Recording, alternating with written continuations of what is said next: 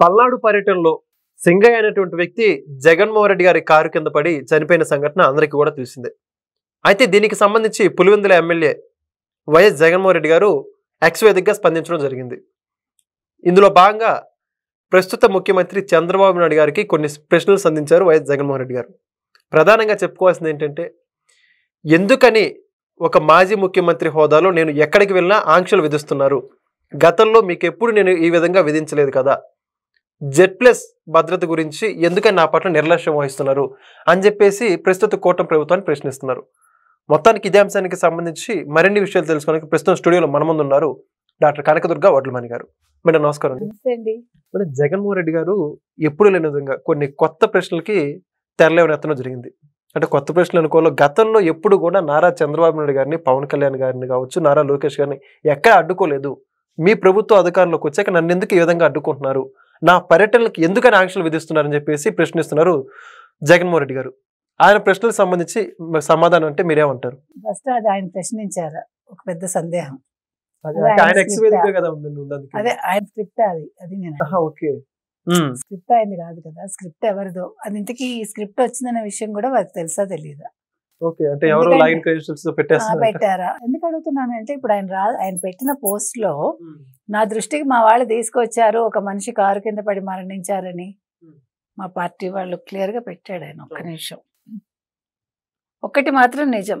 నేను సత్తెనపల్లి నియోజకవర్గం రెంటపాళ్ల గ్రామానికి చేరి తిరిగి వచ్చేటప్పుడు దురదృష్టకర ఘటన జరిగిందని మా పార్టీ నాయకులు నా దృష్టికి తీసుకువచ్చారు. నేను అన్నది అర్థమైంది అంటే? అంతవరకు మీకు తెలియట్లేదా? ఒక వ్యక్తి పరిగెట్టుకుంటూ వచ్చి, మీరు విజువల్స్ చూడండి, ఈ మనిషి ఆయన కారు కింద పడితే ఆపండి, మనిషి కారు కింద పడ్డాడంటే అప్పుడు కొంచెం వెనక్కి వెళ్ళింది వెహికల్. వినండి, ఏమండి మీరు ఏదైనా అంటారండి. ఇప్పుడు నిజాలు మీరు కప్పెట్టడానికి చూస్తారు, మీ పనే అది. అది ఫేక్ ఎందుకు అవుతుంది అంటే, మనిషి పడ్డం తప్ప అబద్ధమా? మనిషి పడలేదా మీరు చెప్పండి నాకు.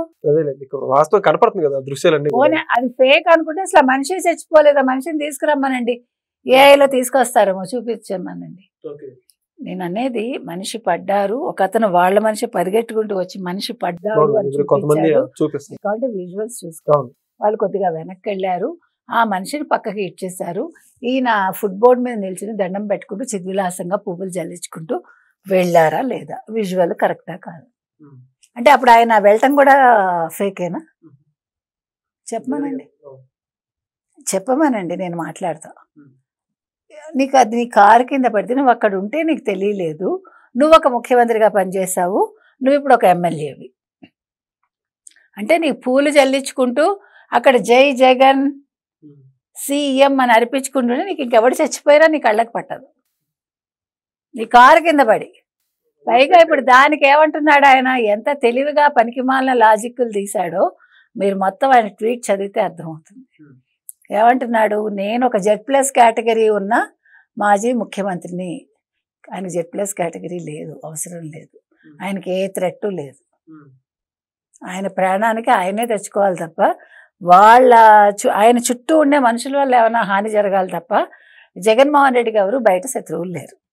ఆయనే చెప్తాడుగా, నేను అందరి మనిషిని, అందరి వాడిని, అందరికీ నేనంటే ఇష్టం, చంద్రబాబు నాయుడుకి అది నచ్చట్లేదు, అందుకే నాకు ఆంక్షలు పెడుతున్నారు ఆయనే అంటున్నారు కదా.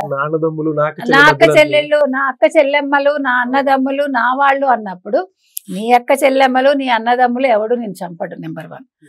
నెంబర్ 2 ఏంటంటే, ఆయన చెప్పే దాంట్లో ఇవాళ మొత్తం పాపం చాలా ఇదిగా మాట్లాడాడు ఆయన.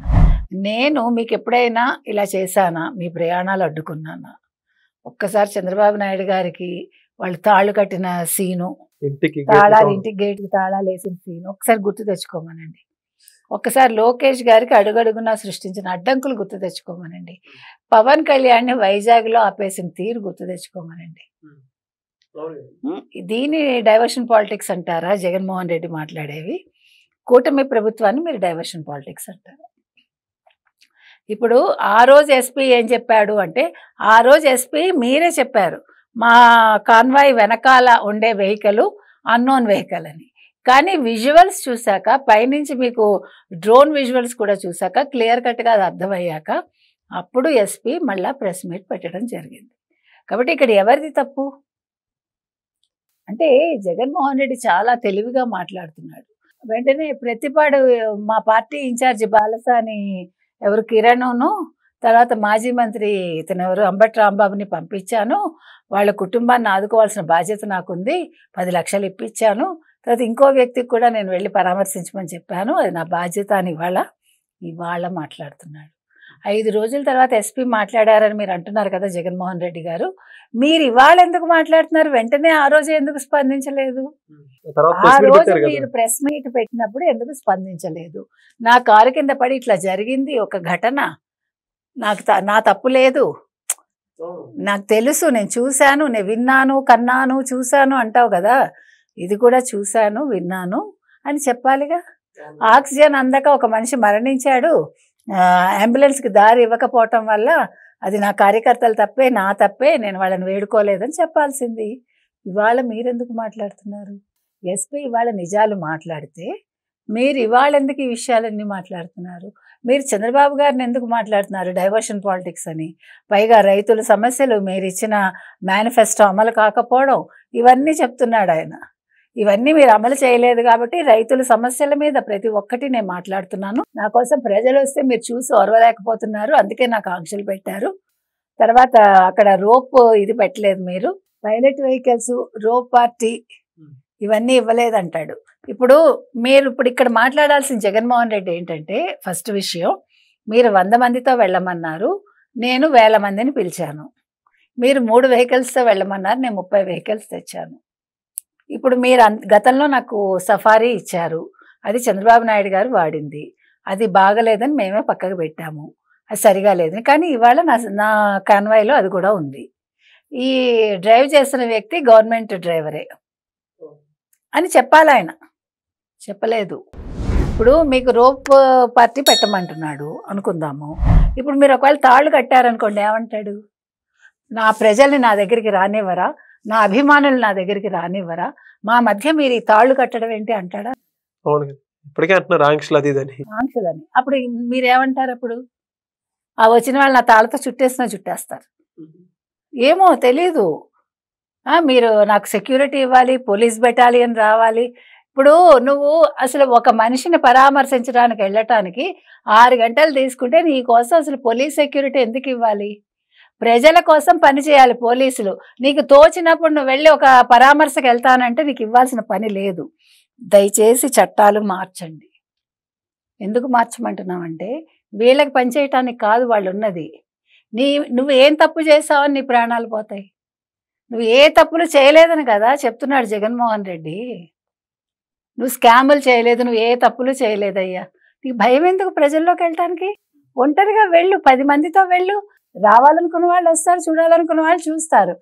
అదేదో ఒక సంబరంలాగా వెళ్తున్నావు నువ్వు. ఒక పరామర్శకి నువ్వు సంబరంలాగా వెళ్తున్నావు. దారంతా నీకు వాళ్ళు పూలు చల్లటం ఏంటి? నువ్వు అక్కడ ఫుట్బోర్డ్ మీద నిల్చుని నువ్వు అందరికీ దండాలు పెట్టడం ఏంటి? చిద్విలాసంగా వెళ్ళటం ఏంటి? ఒకటి చచ్చిపోయాడు అనుకుంటే, వాడెవడో బెట్టింగ్ యాప్స్ కట్టి వాడు చచ్చిపోతే అక్కడ కుల రాజకీయాలు చేయటం ఏంటి? ఇవన్నీ మాట్లాడకుండా చంద్రబాబు నాయుడు గారు అది చేయలేదు, ఇది చేయలేదు, ఈ ప్రభుత్వం నన్ను తొక్కేస్తోంది. నువ్వు తొక్కేసావు 5 ఏళ్ళు అధికార పక్షంలో ఉండి, నువ్వు ప్రతిపక్షాన్ని తొక్కేసావు. ఇవాళ ప్రతిపక్షాన్ని తొక్కేస్తే నువ్వు ఇలా మాట్లాడవు. నువ్వు అసలు ఇవాళ ట్వీట్ చేసేంత అవకాశం కూడా నీకు ఉండదు. ఇప్పుడు ఇంకో కేసు కూడా పెట్టారు, ఆ మిర్చి ఆడిది, అంటే ఎమ్మెల్సీ కోడ్ ఉల్లంఘన అని. కాబట్టి ఇప్పుడు 2వ కేసు కూడా ఫైల్ అయింది. ఇలా కేసుల మీద కేసులు పెట్టి తొందరగా ఆయన జైల్లో పెట్టమని ప్రజలు కోరుకుంటున్నారు. మాకు ఈ పరామర్శలు వద్దు, మాకు ఈ ఇక్కట్లు వద్దు, మా పనులు మమ్మల్ని చేసుకోనివ్వట్లేదు, మాకు ఒక రోజు కూలిపోతోంది, ఒక రోజు మా పనులు ఆగిపోతున్నాయి, దయచేసి మా జోలికి రావద్దు జగన్మోహన్ రెడ్డి అంటున్నారు వాళ్ళు. Thank you. Please subscribe to Leo News for more videos.